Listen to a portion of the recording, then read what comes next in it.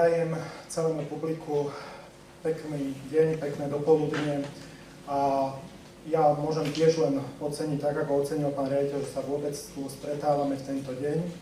A ja ako tiež ako nechemik sa vám idem prihovoriť. Možno som sa ako si zapojil do tejto chémie vďaka Helenke, ona to tak ocenila, ale ja som ju skôr povzbudil. Ona je človek, ktorý sa do toho nasadil a ja som ju povzbudil k tomu a možno pomohol niektoré veci, aby to dokázala. A ona to dokázala, drží tú chémiu a chémia patrí medzi predmety, ktoré sú jedny najaktívnejších predmetov. Ostatné asociácie nie sú tak predmetové aktívne. Takže toto je skôr moje uznanie jej a jej silám, že do toho sa dala.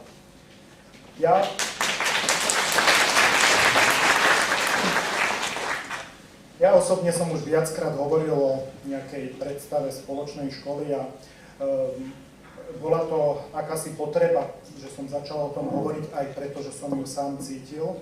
Ako riaditeľ, som riaditeľom od roku 2002 a v tom čase som mal niekoľko sekcií riaditeľov, s ktorými sme sa stretávali, aby sme si spoločne pomáhali a viedol som ich. A naraz prišiel ten povestný rok 2008 a prišlo to všetko na školy hodené.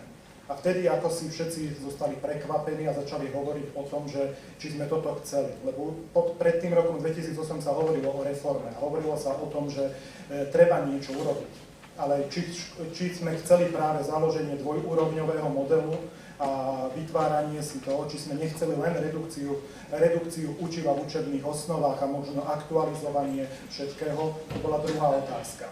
A tak, ako si sa začala postupne formulovať iniciatíva Spoločná škola, najprv na menších seminároch a neskôr sa vytvorila z toho iniciatíva, ktorá teraz sa dáva na vedomie na to, aby keď sa začína prehodnocovať celé to, čo doteraz je, aby sa bralo do úvahy, ako to bude ďalej pokračovať. V tomto období však vzniká veľmi veľa iniciatív. Vy sami ste sa stretli a možno ešte stále aj na internete kolujú rôzni experti na rôzne oblasti, vydávajú rôzne odporúčania. Ja osobne si myslím, že teraz je ministerstvo zavalené, aj štátny pedagogický ústav zavalené množstvom odporúčaní a každý niečo odporúča, každý niečo presadzuje, každý nejakým spôsobom chce niečo dostať a upraviť ten systém tak, aby sa daril. Často to ide aj od ľudí, ktorí mali zodpovednosť v predchádzajúcom období a možno boli vo funkciách 2 roky a teraz prichádzajú s tým, že prichádzajú s návrhmi, ako riešiť situáciu. A ja sa skôr pýtam, kde boli, keď mali tú zodpovednosť, prečo tú situáciu neupravili, nezmenili, prečo to, čo teraz navrhujú, prečo to neurobili vtedy. A dnes často tie rôzne odporúčania, ktoré dávajú, sú často nereálne. Všetci si uvedomujeme, že spoločenské postavenie učiteľov a platy učiteľov sú nízke. Ani ja v tomto momente to nejako nespochybňujem, ale žiadať hneď navýšenie 50% v dnešnej situácii, ako to istá skupina presadzuje, si povedzme rovno, že je nereálne a nemysliteľné práve v tejto situácii. A takto by som povedal, že to je aj v rôznych iných situáciách a problémoch, kedy chceme urobiť extrémnu zmenu. Preto aj dnes je čas diskutovať o veľkých zmenách, ale je čas napraviť aspoň tie chyby, ktoré sú a ktoré sú také vypuklé, ktoré by nám mohli uľahčiť v praxi život. Iniciatíva Spoločná škola bola ako protipol voľnej školy. Voľnú školu tak nahlas tá sa prejavila až v tom roku 2011, keď pán Kríž vypustil ročníky a kedy začalo na mnohých školách hazardné hranie sa na odborníkov až taký, že si začali meniť predmety, posúvať ich rôzne, často bez vzájomnej prepojenosti. A dnes ten stav zostáva taký, aký je. Čiže v ten rok 2008 nám vytvoril nejaký systém, už ja by som ho nazval nejaký chaos a v roku 2011 sa ten chaos ešte prehlbil. A na učiteľov bolo kladené množstvo vecí, ktoré oni vôbec za to neboli platení. Vôbec za to ani robili to po rôznych chvíľach, robili to v takých chvíľach, kedy to dokázali urobiť, zvládli to. Mnohé školy veľmi úspešne. Zhostili sa tejto úlohy. Ale ja sa pýtam, či bola toto úloha učiteľov a či je toto úloha učiteľov dnes. Či je dnes úloha učiteľov robiť to všetko, čo sa na nich kladie. A práve spoločná škola ako hlavná, ako nejaká iniciatíva hovorí o tom, že učitelia a školy čakajú pomoc od štátu. Štát si má plniť svoje úlohy cez svoje priamo riadené organizácie. A tých priamo riadených organizácií ministerstva školstva je dosť. Takže nech tie inštitúcie pomáhajú nám, nech nám vydávajú tie materiály, ktoré nám vydávať majú. Nech nám ich vydávajú v takej kvalite, po ktorých môžeme siahnuť. Nech to nemusíme robiť my na kolenách, v školách, možno dobré, ale nech si ich zaplatia tých odborníkov z praxe a nech ich ocenia, ale nech to potom slúži všetkým ostatným. Čiže spoločná škola zdôrazňuje úlohu štátu. Možno práve preto tí tvrdí oponenti tejto spoločnej školy hovoria o tom, že to je ľavicová predstava, že to je predstava politickej strany Smeru. Áno, možno to tak vyznieva. Keď v januári boli sformulované tézy spoločnej školy, vo februári navštívil pán Čaplovič Šintavu, kde som riaditeľom, a práve tam mu boli predstavené tézy spoločnej školy.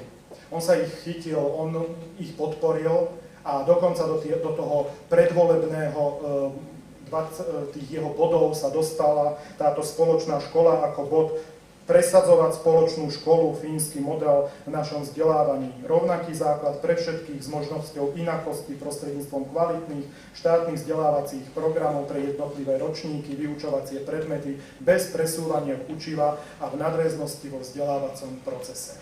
Toto sa dostalo do tých jeho bojov práve po stretnutí v Šintave. Následne potom sa táto iniciatíva začala prezentovať. Jednak to bolo prezentovanie sa v učiteľských novinách, jednak teraz naposledy to je v časopise Týždeň, aj keď už tam práve redakcia nazvala celú iniciatívu ako pohľad zľava. Že to je pohľad zľava. Voči tomu by som sa aj v tomto ohradil. Dnes existuje webová stránka práve o tejto iniciatíve, aj facebookovská skupina, ktorá informuje, presadzuje tie myšlienky, ktorá diskutuje o týchto veciach, pretože nie všetky veci, by som povedal, v tejto iniciatíve sú jasné, ale sú to skôr veci na diskusie, na to, aby sa nimi začali zaoberať aj kompetentní. Tak ako som povedal, je to úloha štátu. Plniť pre školy, štát musí plniť pre školy servis. Táto spoločná škola je jedinečnou školou. Nenazval by som, že je to jednotná škola, tú, ktorú sme poznali do roku 1989, že všetko bude určené, všetko bude nadiktované. O tom spoločná škola nie je. Ale je o tom nadviazať na to, čo bolo, pokračovať s novými vecami.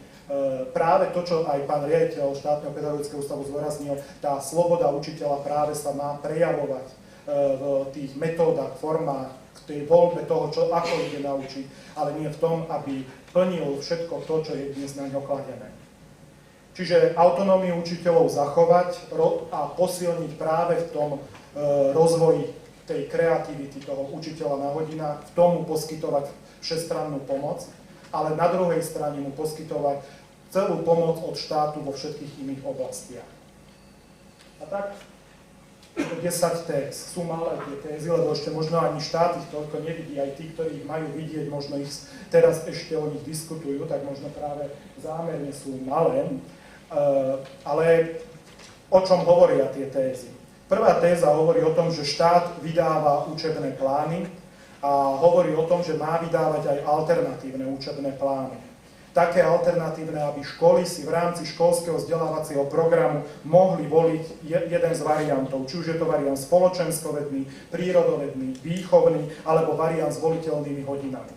Sú školy, a aj dnes ich je veľmi veľa, ktoré vôbec netúžia po voliteľných hodinách, ktoré túžia po tom, že chcú to mať vypracované. Prečo im nepomôžeme? Prečo chceme im nechať voľné hodiny, aby zase museli niečo robiť? To znamená, chcú pomoc aj takú, že si siahnu po niečom, čo už majú definované. Možno sa vedia zaradiť do spoločenského, prírodného alebo výchovného a ten, kto naozaj chce si vytvoriť, tak nech sa páči, má tu variant s voliteľnými hodinami, nech si vytvorí svoj nejaký predmet, nech si na to vypracuje učebné osnovy a zaradí si do svojho programu. Tu sa nejak nechce to zväzovať. Ale zároveň tá pomoc má byť všestrannou pomocou.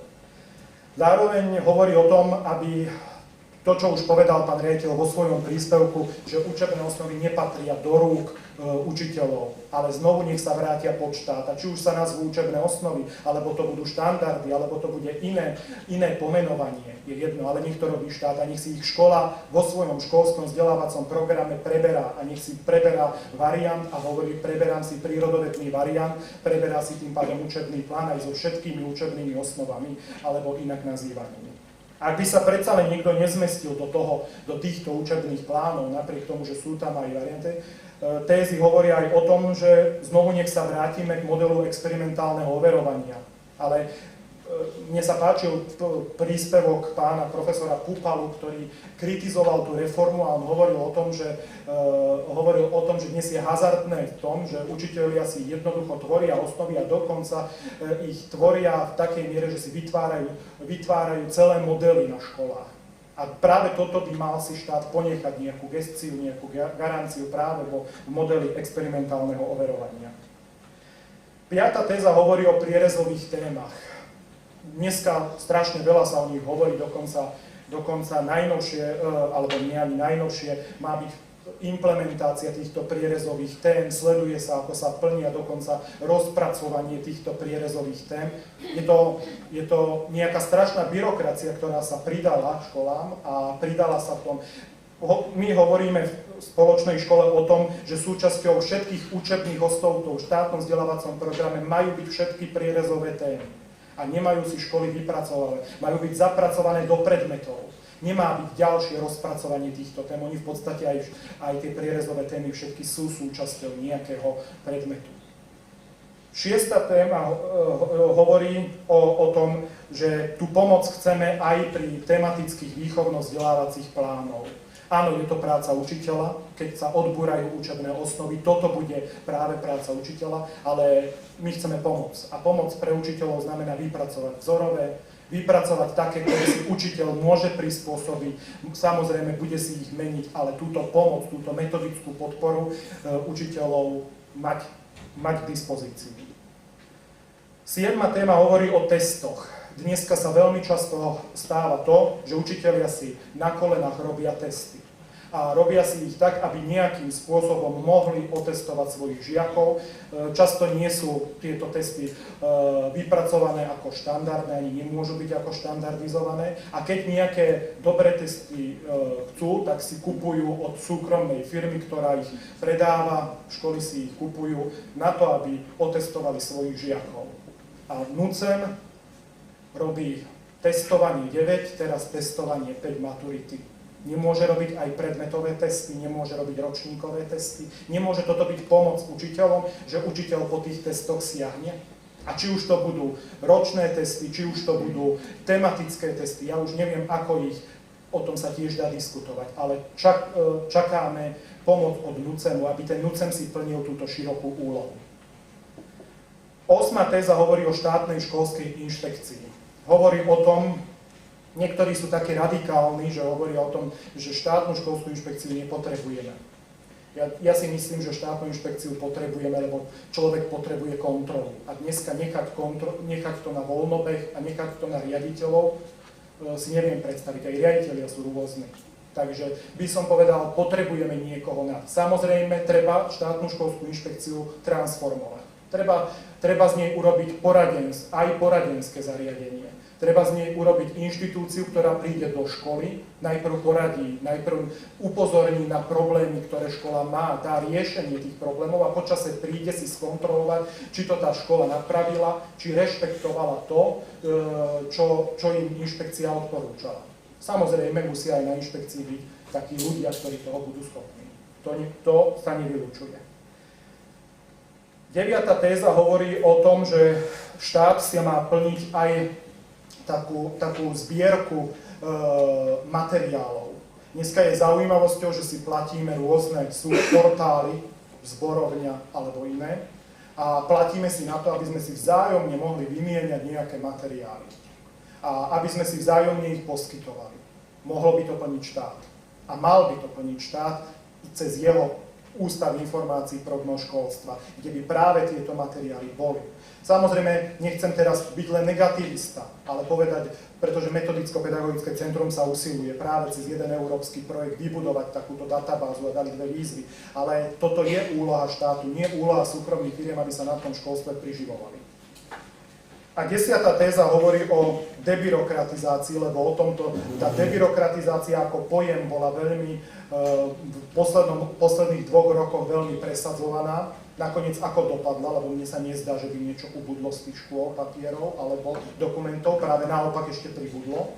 Takže tá debyrokratizácia ako si je vo vzduchu. Doteraz neexistuje nejaké usmernenie, jasné, pokyn, čo vôbec možno viesť elektronicky, čo je nutné viesť papierovo. A práve táto 10. téza hovorí o tom, že musí toto byť jasné. Ministerstvo musí zadefinovať, čo sa musí viesť papierovo, čo úplne sa odbúrať nedá byrokracia. Aj v školstve. Aj v školstvo musí mať nejaké papiere. Ale odbúrať to na minimum od učiteľov, na minimum od škôl.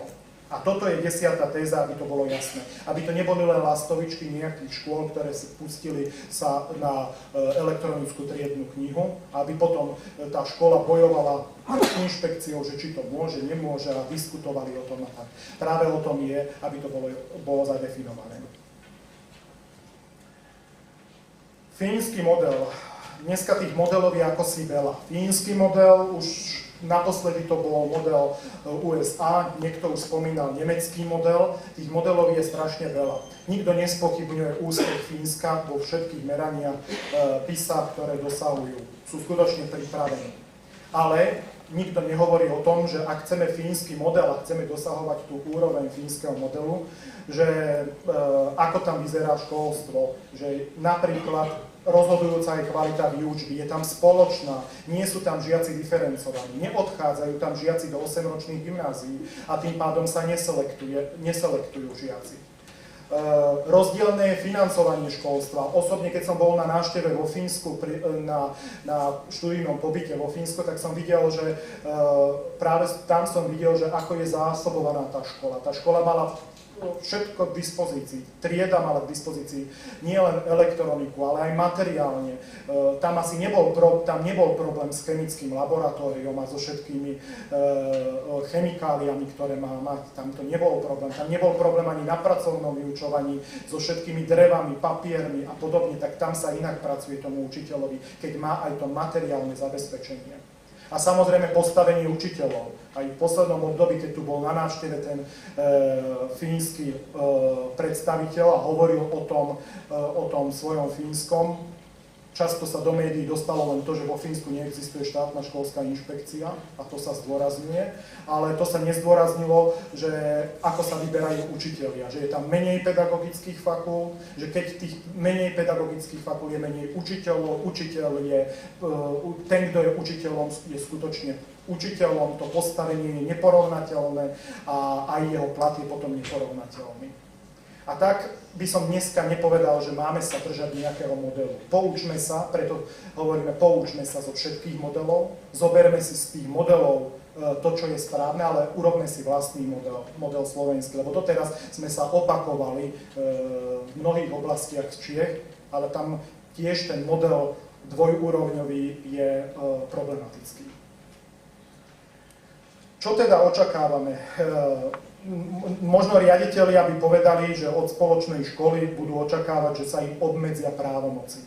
Ale tá sloboda riaditeľov, sloboda škôl bude práve v tom, že budú si voliť variant, budú mať pomoc pre všetkých svojich učiteľov a rozhodovanie riaditeľa stále bude to rozhodovanie, ktoré bude najdôležitejším rozhodovaním. Učitelia očakávajú pomoc. A práve v tejto iniciatíva je skrytá tá pomoc, tie očakávania, ktoré očakávajú od štátu.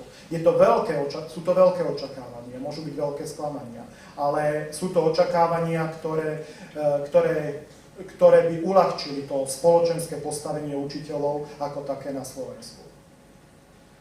Dnes už existuje Rada pre systémové zmeny v školstve. Tá má do marca pripraviť nejaké návrhy, ako riešiť niektoré systémové zmeny. Budú to nie vždy príjemné zmeny. Bude sa hovoriť o redukcii škôl, bude sa hovoriť o optimalizácii škôl, a bude to aj bolestivé pre učiteľov, nebude to príjemné, treba to očakávať.